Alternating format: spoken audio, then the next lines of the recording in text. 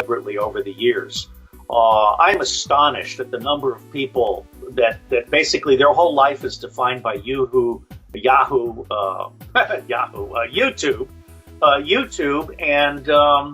and Twitter and Facebook. These are stupid people that don't read. For example, I have a federal lawsuit against some people that I'm not going to discuss here, but that federal lawsuit is taking them to task for accusing me of not having written a particular NATO handbook.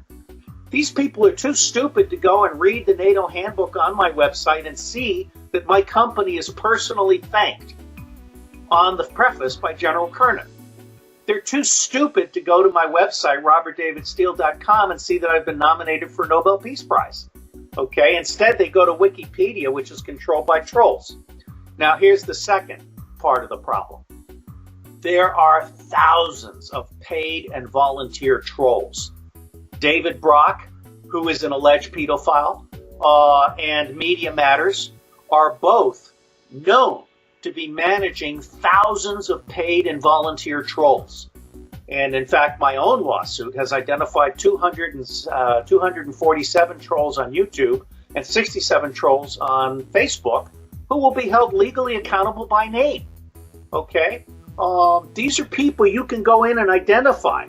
The problem is that Twitter, Facebook, YouTube, Google, and AdSense are all part of what I call hashtag Google Gestapo. And if your audience wants a picture of the whole system, in fact, it's a legal discovery plan, which I have been sharing, for example, with the lawyer who wrote a brilliant brief on Johnson versus Twitter. That's at my website. That's the single best brief I've seen taking Twitter down. Twitter alleges that it's a public town hall. It is not. It is a near fascist censorship system that is deleting people like Roger Stone, an alt-right white guy, and Charlie Peach, an alt-left black woman, in the same week. Twitter is deleting people who challenge the party line. Okay? So bottom line here is that the Constitution, Title VII, which forbids discrimination, including discrimination based on political opinion, Title VII is not being applied to Twitter and Facebook and YouTube or Amazon. Amazon has deleted hundreds of reviewers who have dared to include the word Zionist in their reviews. Amazon is on a vendetta right now against anyone who criticizes Israel. They're also banning books. These guys are taking book burning to new heights. Okay, this is why I refused to have my reviews appear anymore at Amazon. And in fact, I'm supporting a virtual Amazon project, which will allow you to kind of put in your credit card and be known in one place, and then buy books from the authors at their own websites. So we literally disintermediate Amazon. That'll probably take 2 or 3 years to really get going. But the bottom line is the end is coming for people like Amazon and Google. There will be a post-Google, post-Amazon internet that will have integrity. It'll be based on blockchain, distributed stuff, and you won't be able to censor it or manipulate it. And you also won't be able to do crowd stalking, which is what Twitter and Facebook and YouTube are encouraging right now for the left against the right. They are banning people on the right who dare to defend themselves. But for stating the truth, which is that America is the greatest purveyor of violence on the planet. That was true then, it's true now. So when Trump talks about these shitholes, what he hasn't talked about is how we have a lot of house cleaning to do. And that's why I want him to pivot to the 99%, because the sooner we nationalize the Federal Reserve, the sooner we close down Goldman Sachs, the sooner we end all forms of predatory banking across this country, the sooner we end the stock market crapshoot, the sooner we will get real wealth. And by the way, shout out to Catherine Austin Fitts, who you absolutely should interview. She and others have identified $21 trillion or more that we could reasonably make a case can be confiscated back from the banks. Really? 21 trillion that has been stolen from the United States Treasury, from the public, that could reasonably be confiscated back. Let me tell you something. When you're president of the United States and you can put a Ranger battalion up anybody's ass You better It's start sad, paying really, attention, because Amazon is not only manipulating reviews in a bad way, it's deleting entire reviewer profiles.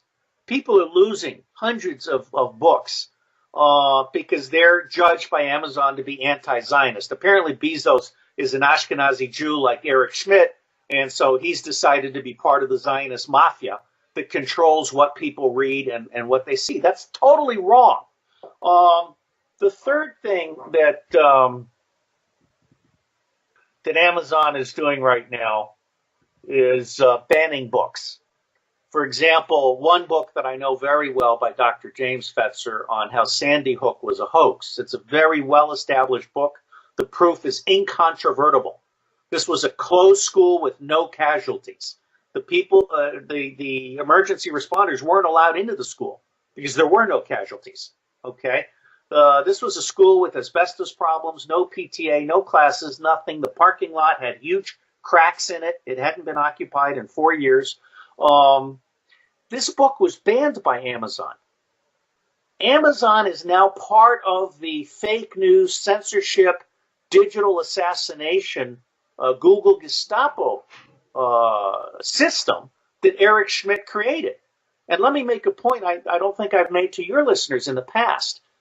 The censorship system that Eric Schmidt has created across all of social media, which is in total violation of Title VII, which is in absolute total violation of the First Amendment, which is an absolute total violation of every claim these people have made about being the new town hall. He's so proud of this censorship system, he's offered it to the communist Chinese. Imagine the irony. A censorship system built in America by Ashkenazi Jews that is acceptable to the communist Chinese. There's something seriously wrong here, and Donald Trump needs to step up, create the open source agency, and create the post-Google internet with Putin. Putin actually wants to create a post-Google internet, one that cannot have DNS stuff interrupted and so forth. So Xi, Putin, and Trump, in my view, should actually be talking about creating a post-Western economy, a post-Western internet, and a post-Western open source everything engineering model. Do you think that Amazon will continue to be, as you said, a shipping company, or is there any possibility, even if they don't go make the more extreme changes that you advocate, do you think that they might go toward a more information-centric model, or do you think they'll just continue as they are? I believe Amazon will collapse within 10 years. And the reason I believe that is because the reason I was recommended for the Nobel Peace Prize was because I have put together holistic analytics, true cost economics, and open source everything engineering. There's some things converging that will kill Amazon. One of them is 3D printing, so that you can make things at home without having them shipped from Amazon. The second is open source everything engineering, so the blueprints don't cost you anything, and you can recycle plastic and do some other things. The third is true cost economics. The day is going to come when people are going to prefer a virtual Amazon that has true cost economics so that you can buy something or buy the plans for something that is ecologically and socially and financially sensible. Most of what Amazon sells today is 50% waste and 90% profit for Amazon and the banks. It's not good for society. It's not good for the economy. And I'm frankly stunned at the stupidity of the people that are vying for Amazon's new headquarters, because those 50,000 jobs that Amazon is offering are shit jobs. Those are part-time jobs with no benefits. They are going to just screw over whoever takes the Amazon headquarters. It's amazing to me that people don't understand that. Last question, and this directly pertains to what you just said. Do you think Amazon as an employer is the Walmart of the 21st century? Yes.